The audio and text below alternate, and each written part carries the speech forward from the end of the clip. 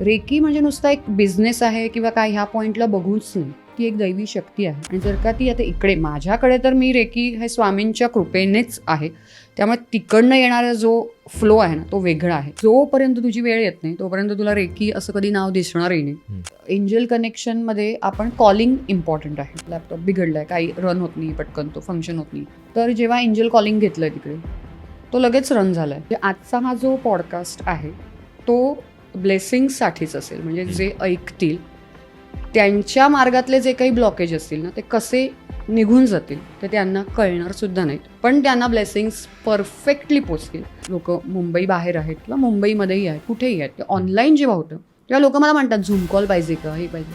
स्वामींना गरज नाही, ते ब्रह्मांड नाही काय, त्यांच्या एनर्जीच सगळीकडे बसतात. महाराजांनी सगळ्या प्रोसेस ह्या आपल्यामध्ये बसवलेल्या आहेत, पण त्या आपल्याला समजल्या नाही आणि ज्या समजतात तेव्हा आपण फार वेगळे अनुभव घेतो.